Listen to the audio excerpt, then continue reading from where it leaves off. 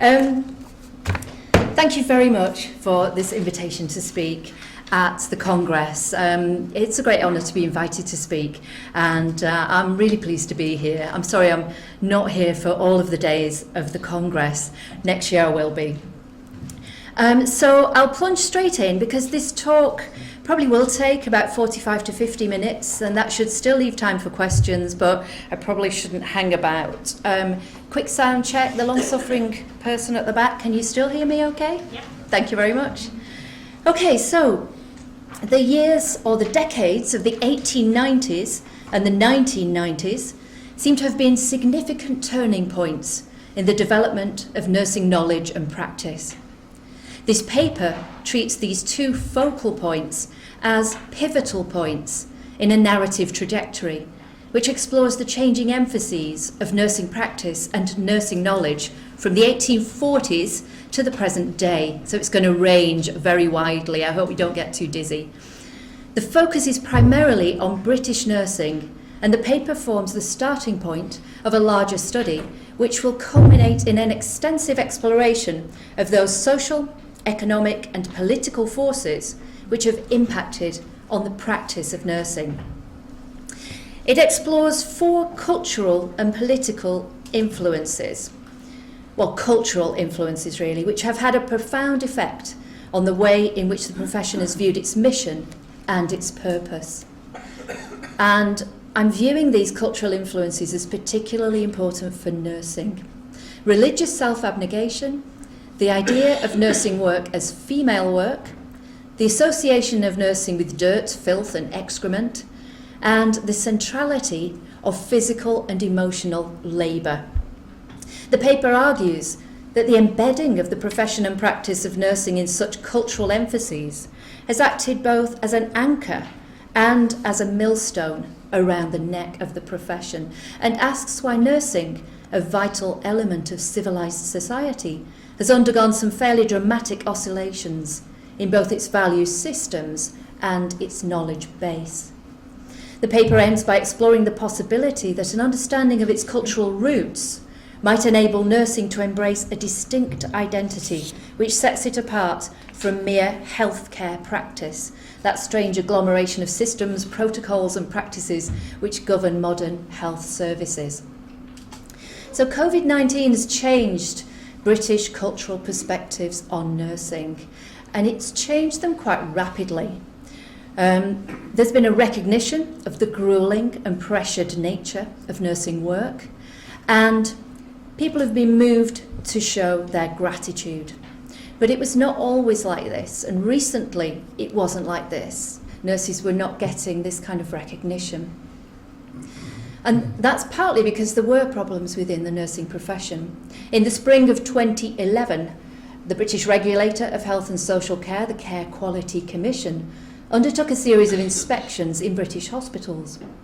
Its findings were disturbing, suggesting that the fundamental needs of many vulnerable patients, nutrition, hydration, and basic hygiene, were apparently being neglected. The problem seemed to be most acute in general medical settings, and was understandably affecting the elderly and vulnerable who could not assist themselves.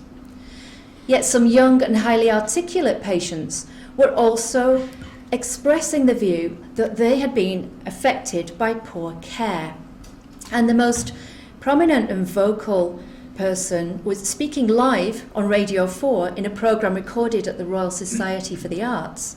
Independent columnist Christina Patterson offered vivid and moving and very public testimony in which she described her experiences of poor care during 6 operations for breast cancer in 3 different hospitals over an 8-year period.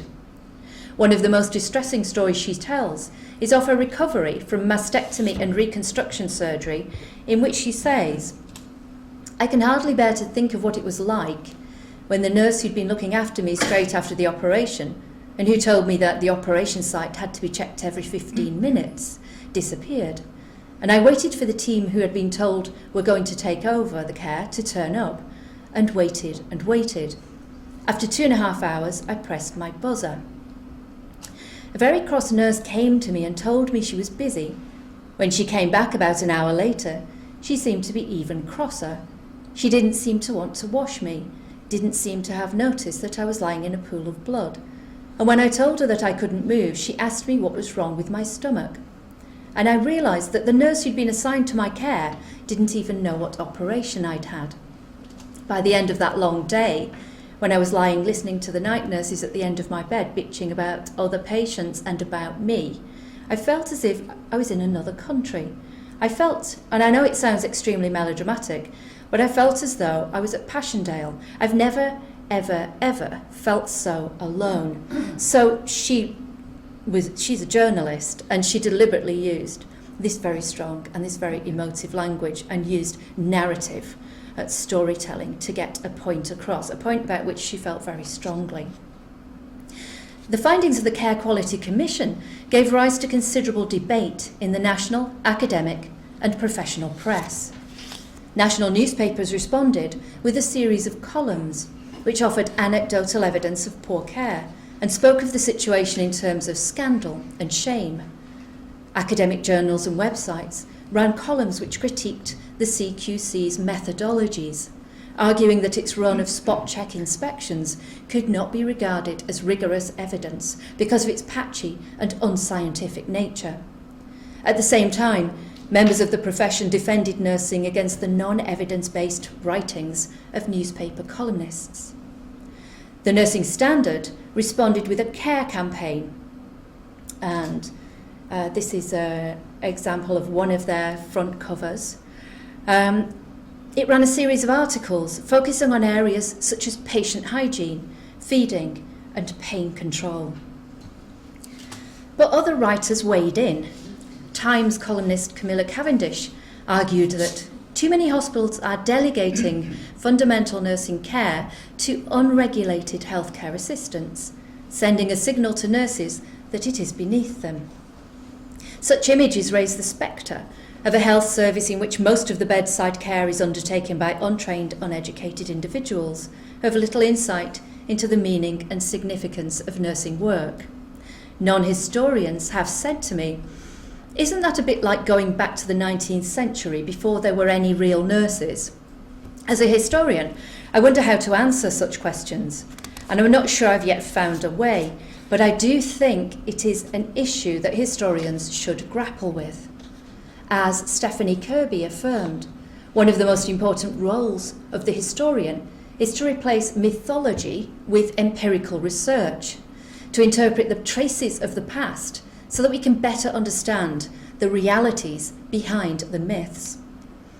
The period which I find particularly interesting and particularly confusing in the modern history of nursing is the 1990s, the era when nursing, certainly in Britain, seemed to break through boundaries which had been in place for about 150 years.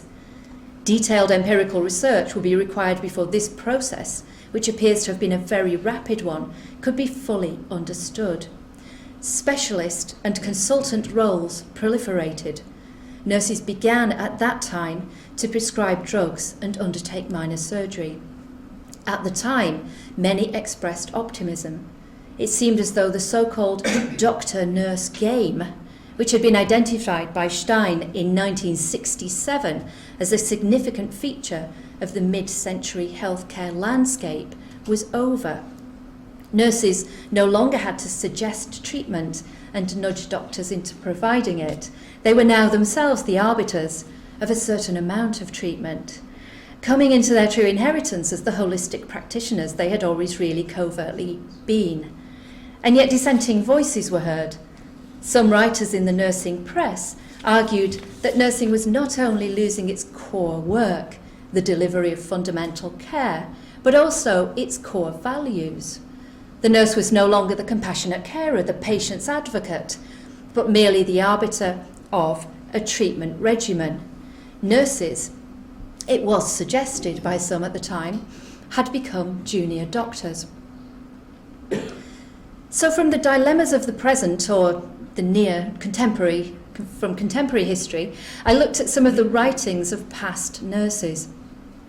And I found evidence that issues which had come to the fore in the 1990s may also have been a feature of the 1890s, a century earlier, albeit in different forms. And for me, they were most vividly present in the published writings of a nurse who had trained through one of the Victorian nursing sisterhoods.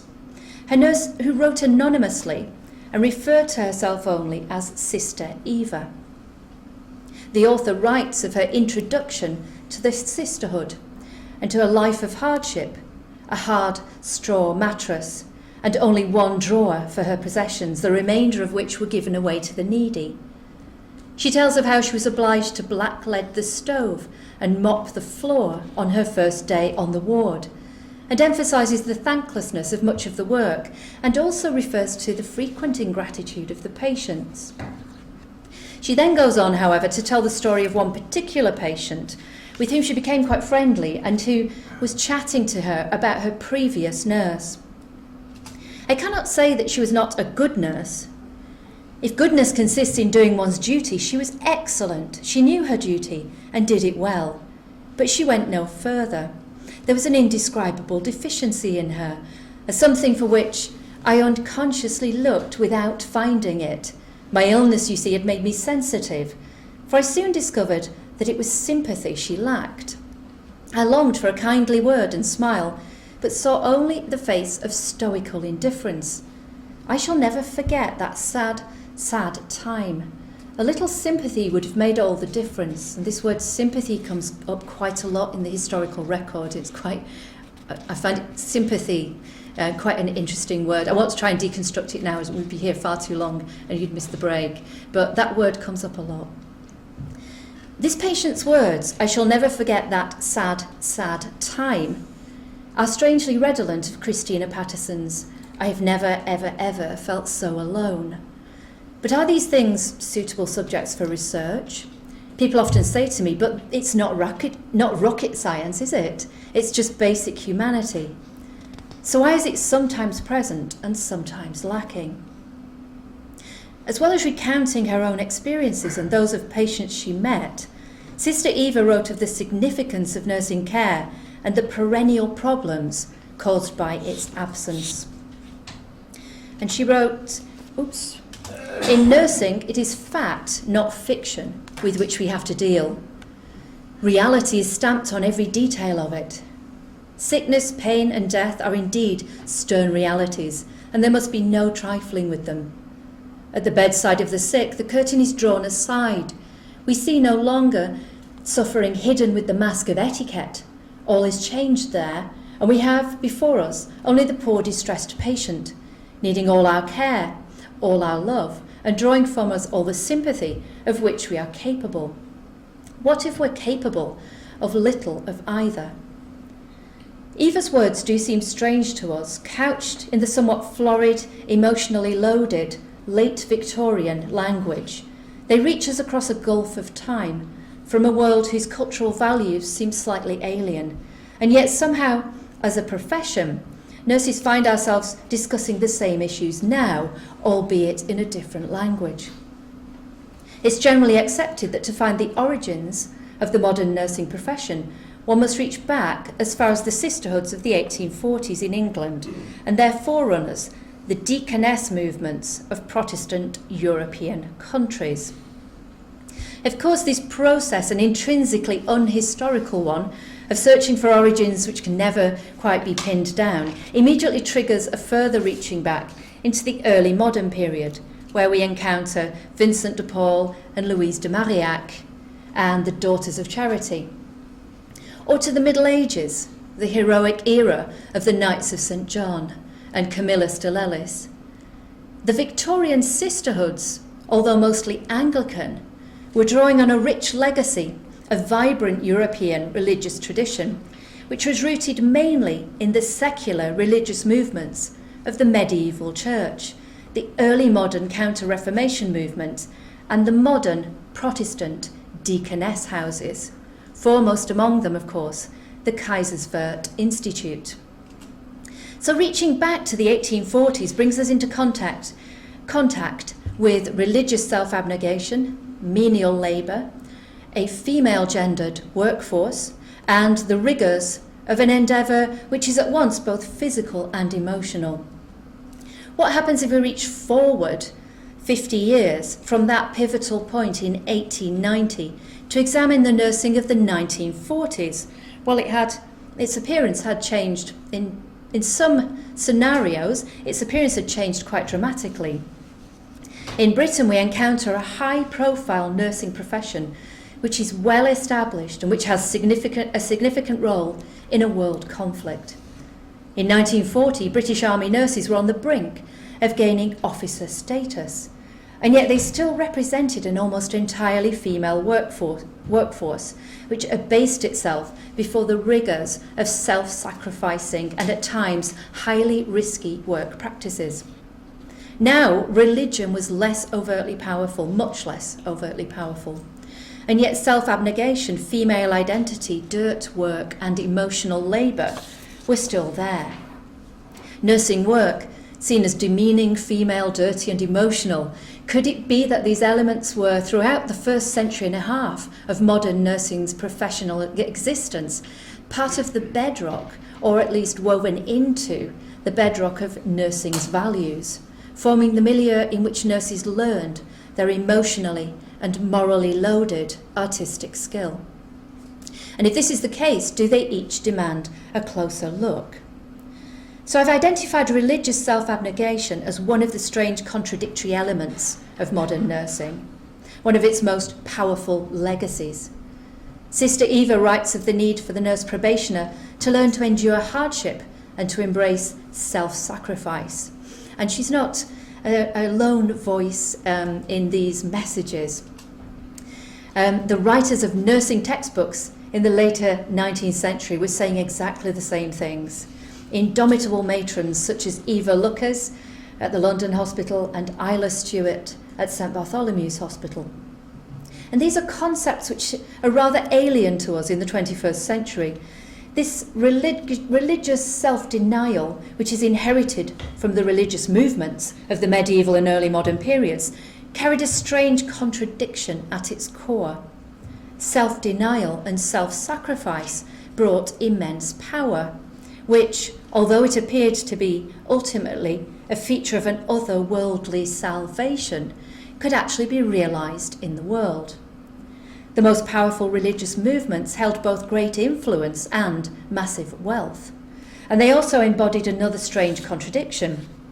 They both denied the world, and yet, in the words of medievalist Colin Morris, they somehow simultaneously gave rise to the birth of the individual.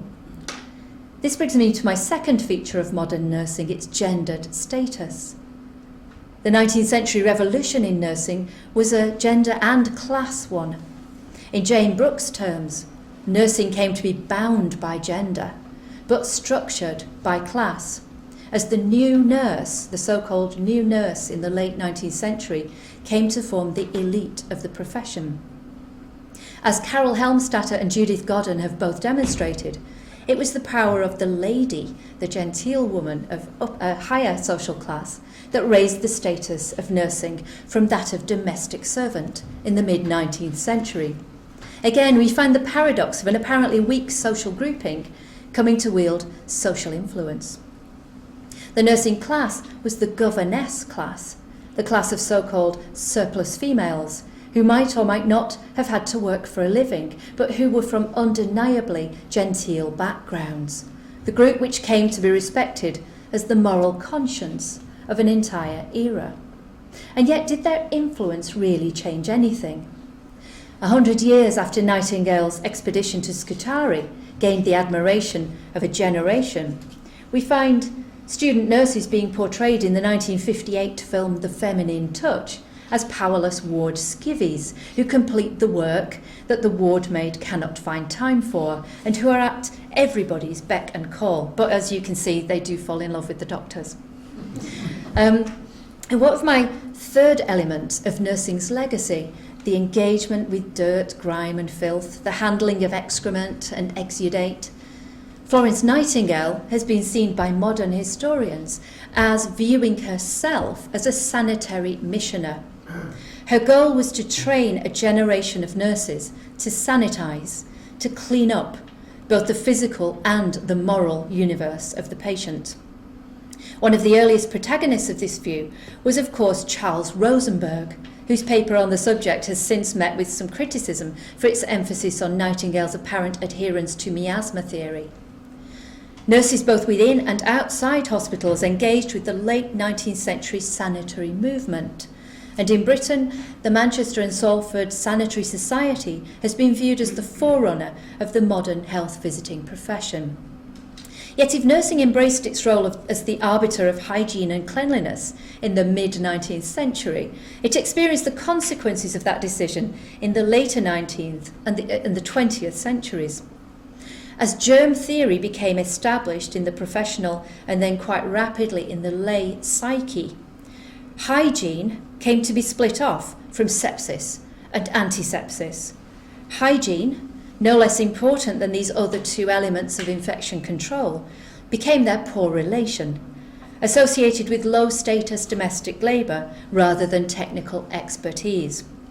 Thus, it was the probationer nurse who swept the ward floor and dusted the lockers, whilst the medical student examined microbes under a microscope. The fact that nursing involves handling dirt, traditionally a feature of domestic labour, influenced the class base of the nursing profession.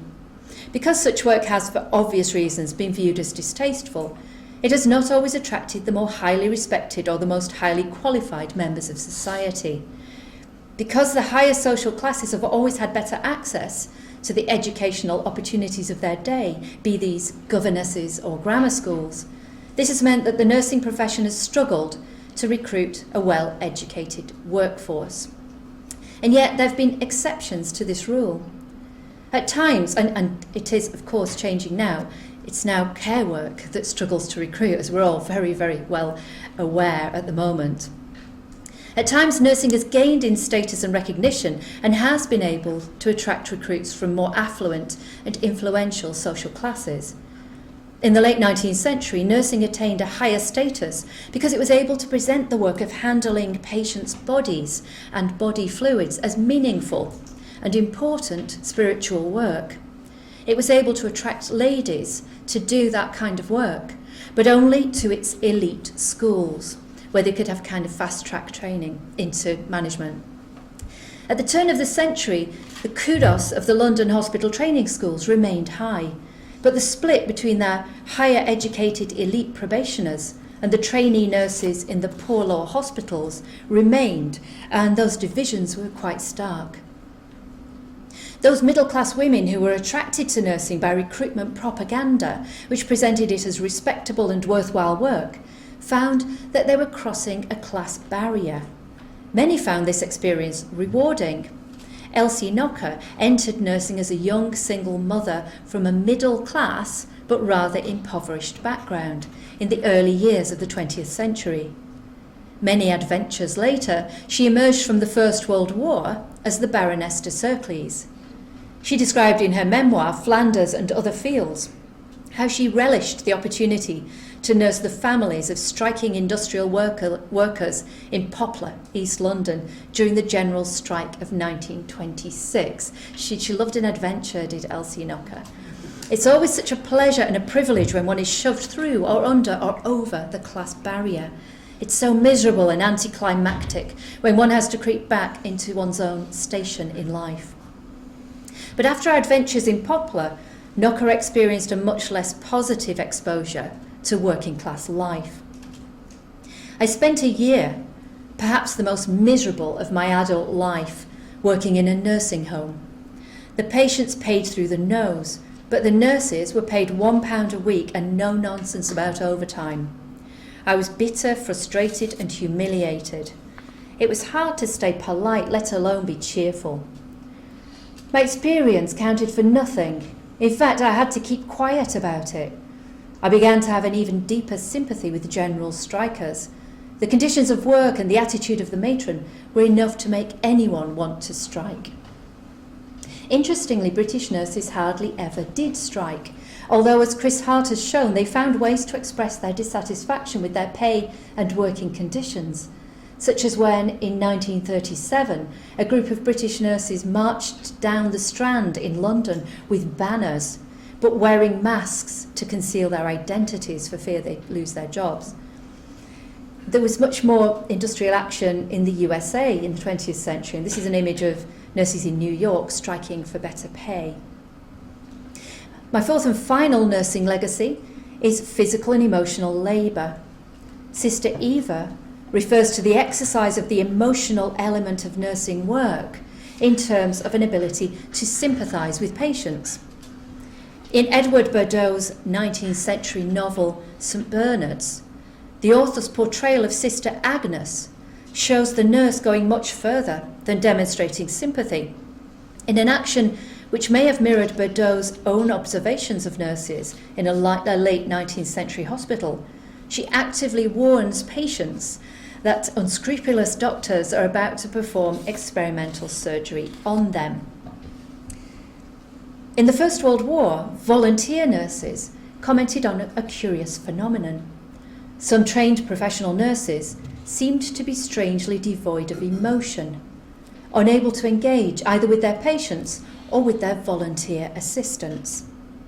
These nurses, it was argued by the volunteer authors, the memoirists, these nurses showed remarkable technical expertise and won both the admiration of their patients and the gratitude of the public and a post-war government, which finally awarded them their state register in December 1919. Yet they could, at times, fail to recognise their patients' emotional needs. Later research has overturned the representation of professional nurses as callous disciplinarians. And yet the writings of volunteers such as Vera Brittain and Irene Rathbone offer persuasive evidence that some individual nurses did indeed combine a remarkable battery of technical skills with an almost total lack of compassion. Others, however, performed remarkable work, transforming what might have been viewed as menial tasks into works of art. Maud Mortimer, a middle-class American volunteer nurse, offered the following narrative of nursing care in a French field hospital where many of the nurses were British. And she actually tells this story of a civilian patient in her military field hospital who was brought in by villagers, who was probably a refugee who'd taken refuge in their village because their field hospital was very close to the front lines. And she tells this story. It's very lengthy, and I've just taken out a few extracts from it. Oh, sorry. Oh, actually, so it's not on these slides. And I shall just read it to you. They came up from the village. An old man is ill there. The village doctor is away. Will the médecin-chef be very good and admit him as a favour to the hospital so near their home? The médecin-chef says yes. So they bring the old civilian and lay him on a bed. Before we know it, they've vanished. We draw near. The old man is so weak, he cannot give his name. We strip him and turn away our heads. And there follows a long description of this emaciated and very dirty and filthy, very sick man. And then a description of the care that's given. We fetch our basin, our soap, our scissors, our clean warm towels. We come near him. The orderly gently lifts the shrunken, brittle body. He turns away his head and spits. Yet is this not his father? Is not this himself? The nurse dips her glove into the hot water, soaps it and bends over him. She turns away her head and clears her throat. But here is her mother, herself, the silent end of long, close years of planning, saving, striving. No one wants him. He has nothing more to offer life. They scrape away the filth, they wash him, they rub the flaccid skin with alcohol, anoint, powder, hide from sight his dreadful sores. They labour to make him alluring to death. He opens his eyes, but he never speaks. He is warm and clean and decent, and his eyelids are a little stronger. We carry him to a ward. We put him in a bed. He clings to life and counts his hours out to the very last. 11 hours more, and then he dies. There are many kinds of soldiers. Now he counts among our dead. In Mortimer's eyes, the nursing care which is offered to the old man dignifies him, makes him human again at the point of death and elevates him to the same level as the war's dead soldier heroes. The passage seems devoid of emotion in itself, yet the actions of nurses are profoundly steeped in an unexpressed emotional and especially in a spiritual world which reaches back to a time when nursing was seen as an act of devotion. Now, moving on to look at, so Maud Mortimer was a nurse volunteer who was primarily an author, but moving on to look at very quickly the writing of a highly experienced professional nurse who served in the First World War. She refers to the 3 or 4 years spent in the training school gave a wonderful opportunity for studying various types of humanity. But sometimes people are so busy getting through their training that they lose sight of the importance of cultivating the gift of understanding, which is one of the most precious a nurse can have. Imagination, tact, and sympathy are other names for it. So-called emotional nursing has been identified as part of the artistic skill of nursing. The private bedside nurses of the 19th and early 20th centuries might remain with a particular fever patient for several days, watching over him or her, offering constant physical care and emotional support. Now, a lot of nurses, I don't know how many nurses there are in this audience, but a lot of nurses would immediately think, gosh, what a luxury, to just have one patient to care for and to give all that kind of devoted physical, emotional, technical, scientific care to. And that was quite common in the 19th and early 20th centuries, that one-to-one care. Now we only have that in intensive care units, and lately, I've just heard, it can be 1-4 in intensive care units. So it's in many ways, it's a different kind of nursing.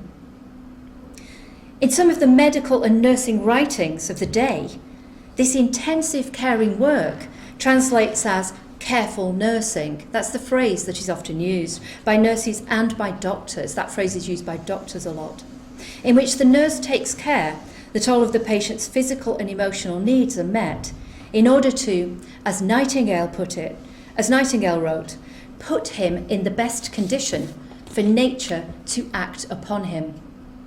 The nurse provides the necessary conditions for healing to take place. Nature itself, of course, heals. In the early 1990s, the concept of emotional labour was opened up by the expert research of Pam Smith, who identified this hidden element of nursing work. Interestingly, her first edition, published in 1992, was subtitled How Nurses Care. Her second edition, published in 2012, carried a new subtitle, Can Nurses Still Care? Susan Reverby's book, this is in an American context, but it's got a really interesting perspective. Her book, Ordered to Care, was the first study to focus seriously on the central dilemma for nurses in modern Western societies. In Reverby's words, practicing nurses were ordered to care in a society that refused to value caring. This particular dilemma has played itself out in numerous different ways, always dictated by the peculiarities of place and time, but always mediated by power holders and power brokers. In the mid-20th century, medical power was of course paramount, yet medical power was not unquestioned. Ivan Illich's book, Medical Nemesis, was just the most extreme and forceful in a series of attacks on the medical monopoly of power in healthcare. In the later part of the century, a new force emerged, managerialism, where once bureaucracy had existed in the service of professionals and other service providers, it now seemed, and people were saying, it seemed to exercise a control which stifled the free expression of a service ethos. Bureaucracy seemed to focus and crystallize those cultural forces of a society which continued to order nurses to care, yet continued to refuse to value caring. So bureaucratic power took over from medical power, arguably, yet the process was slow and halting. And in that gap where medical power and prestige might have been waning and bureaucracy was still tame enough to be the subject of yes minister style humour, nursing began to find a space in which to define its core identity. And it did so in a number of ways, some more successful than others. Nascent university departments of nursing began to experiment with ideas such as nursing models, nursing process, reflective practice, and nursing diagnosis. Nurse academics such as Jean McFarlane in the UK, Virginia Henderson, pictured here, American nurse but very influential, her work very influential in the UK, and Patricia Benner, also an American writer, produced well-written and discursive texts. It looked as though the new and experimental university departments of the mid-20th century might have the answers at their fingertips. Yet, as Suzanne Gordon has shown, nursing still seemed to struggle with multiple identities and with multiple conflicting challenges. Religious self-abnegation, a feminine image, an engagement with dirt and a focus on physical and emotional labour continued to combine to form the bedrock of nursing values and nursing artistry as the nursing profession emerged in the mid-19th century. They've proved to be remarkably powerful, acting as both the profession's anchor and the millstone around its neck. So here's another different question, but a really important question. Where does science belong in the cauldron of nursing values? And I'd argue that it emerged much later than the other elements of nursing practice and identity. It was a feature of the 1890s, but not a powerful one until the 1980s and 90s. But in the 1890s, a pivotal time, scientific knowledge was being drawn on to serve artistic practice. An early precursor to this approach would be the famous Walsall matron, Dorothy Pattison, much of whose wound care practice would in the 19th century has been seen as part of medical practice. Yet, when asked by a medical colleague in Walsall why she did not consider retraining as a doctor, she made it clear that her identity as a nurse made it much more possible for her to do the work that she considered she wanted to do. She had a strong sense that even though she was doing work that looked as though it was surgical work really, she saw her identity as that of a nurse and her work as nursing work.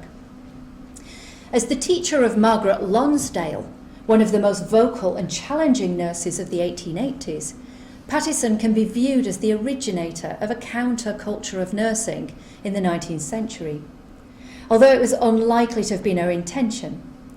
From the 1860s onwards, a quiet conspiracy had been building the power base of nursing slowly behind the scenes. Angelique Pringle, matron of Edinburgh Royal Infirmary, wrote to her great mentor and idol, Florence Nightingale, of the quiet, patient way in which Nightingale had developed nursing's influence. But from the 1880s onwards, one section of the new nursing movement began to argue overtly for the power of nursing. By doing so, it exploded this quiet conspiracy. So I'm suggesting that there was both an old-style new nurse amongst these new nurses and also a new-style new nurse. Nursing power within the old style was rooted in the moral economy of the hospital culture, dominated and regulated by a single female head of household. But this domination, this regulation, operated behind the scenes rather than as an open challenge to any particular authority. It was subversive rather than openly challenging. The emergence of the openly challenging counterculture was a threat both to the established vested interests of the hospital world and to the old-style new nurse herself, because her subversive cover had been blown. She'd been wielding a lot of power, but nobody had really noticed. Now her cover was blown. Thus the quiet, patient way of Nightingale and Pringle gave way to the open challenge of Lonsdale. The truth was out. It could never be hidden again. Secretive de facto power gave way to open claims to legitimacy. This open and challenging sect within nursing soon came to centre around the drawing room of the indomitable Ethel Gordon Fenwick. You can tell which one she is, of course. She's the one at the front of the group there. Owner and editor of the British Journal of Nursing, who argued both for the political recognition which comes with a professional register and for the need for nurses to have scientific knowledge at their disposal. Nursing had deliberately avoided engagement with science until the last decades of the 19th century. It actually avoided it. So why did it then engage? And this question has been given careful consideration in a US context by Pat D'Antonio, who's argued that a strong drive among American nurses to engage with medical science coincided with a need within the medical profession for intelligent assistance in its work. One of the most persuasive pieces of evidence for the desire among US nurse probationers to engage with science is the diary of Mary Clymer, which is held at the archive of the Barbara Bates Center in Philadelphia, and which reveals Clymer's frustration with mundane ward work and her fascination with all things surgical. And this portrait of her, this is a detail from the amazing, enormous painting in the Philadelphia Museum of Art, which belongs to the University of Pennsylvania, which has actual portraits of the practitioners at the time. Of course, it's a tribute to Agnew, but you can't help noticing and focusing on the nurse, actually, Mary Clymer. We can also look at the lecture notes of a nurse much closer to home, Bertha Gilbody Bland, a probationer at the Stockport Union Hospital close to Manchester in 1902, which contain numerous references to the ways in which disease is diagnosed, followed by lists of treatment options and nursing care approaches, including dietary regimen, blending medical science and nursing practice.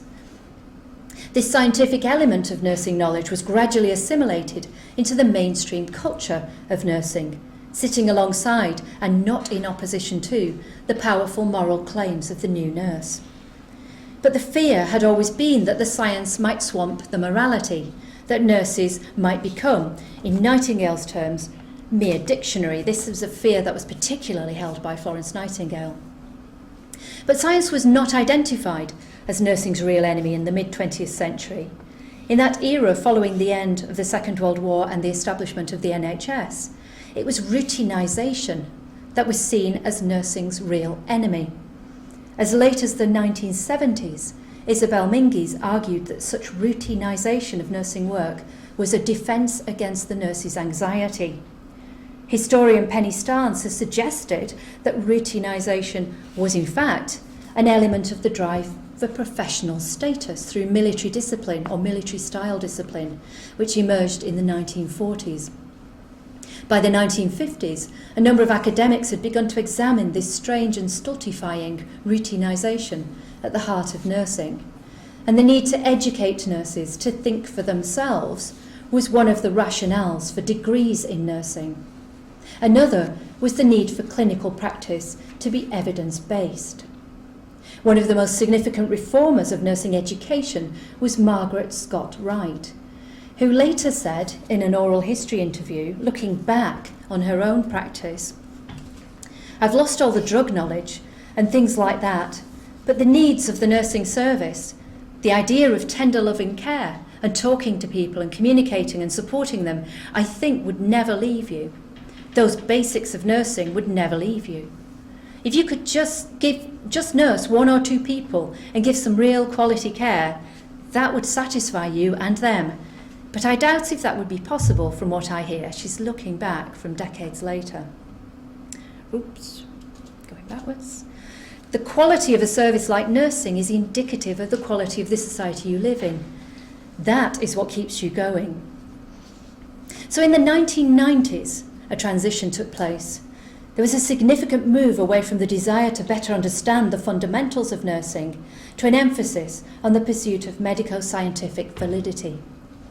This move was perhaps in part driven by the need to base university research on external funding. Ultimately, the shift was government-driven.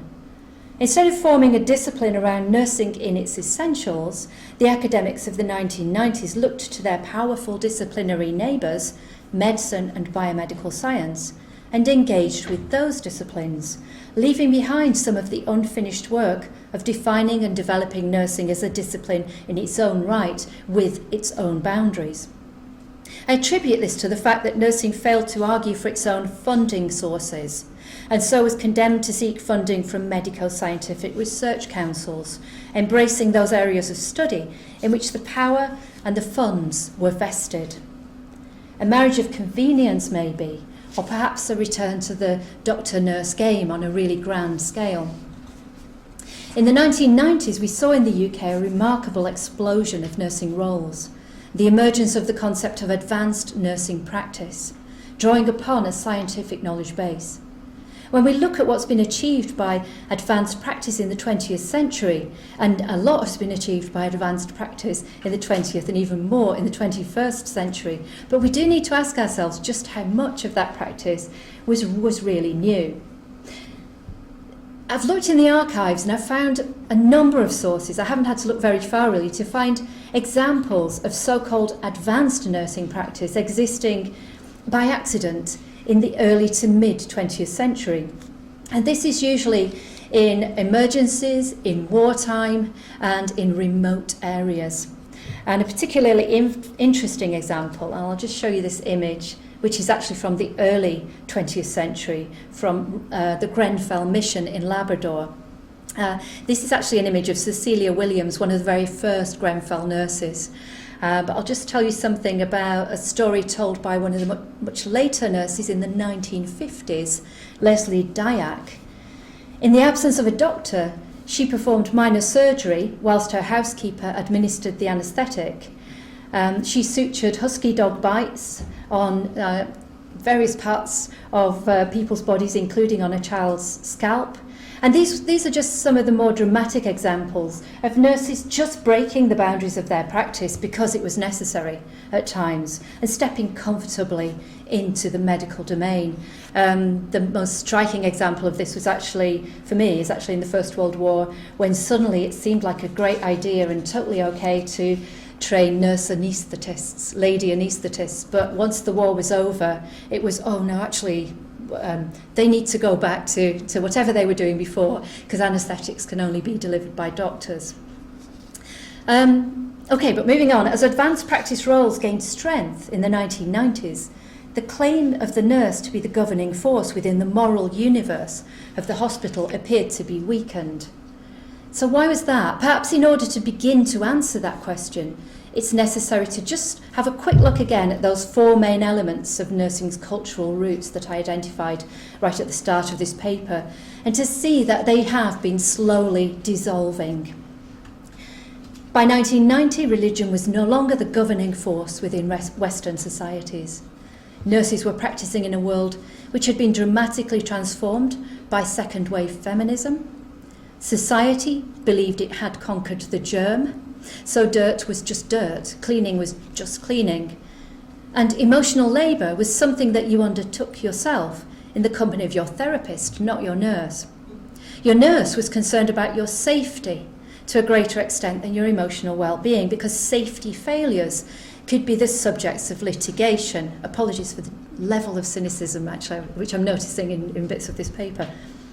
And so in the 1990s, the powerful forces that had held nursing trapped, but anchored in its 19th century social origins, were finally dislodged. And that anchor broke free of a now very unstable seabed, and that vessel drifted.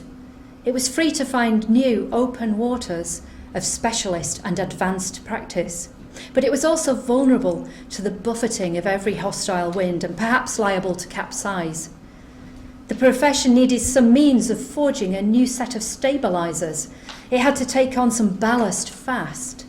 And it appeared to find this ballast in the ever deeper waters of scientific endeavour. The profession seemed in danger of overemphasising esoteric scientific pursuits to the neglect of those moral and artistic ones. And it's still working on the task of navigating its way out of those dilemmas, free of the restraints of the past, but with a clear sense of its purpose and identity in the present. Yeah, I'm 1 minute from finishing. And whilst we attend to the needs of patients, we should also address the needs of the nurses themselves, which I haven't really done in this presentation, so I'm going to give it an emphasis by making it the last thing I say. Excellent patient care cannot be achieved by uncared for nurses, which is why I cannot resist ending by going back to the voice of Sister Eva, who wrote that nurses need compassion too. I cannot close, Eva said, without offering a last appeal on behalf of nurses generally. Remember that although nurses, we are people still, and void neither of sympathy or feeling. Our work is anxious, responsible and solitary. Being seldom understood, our actions are often misconstrued.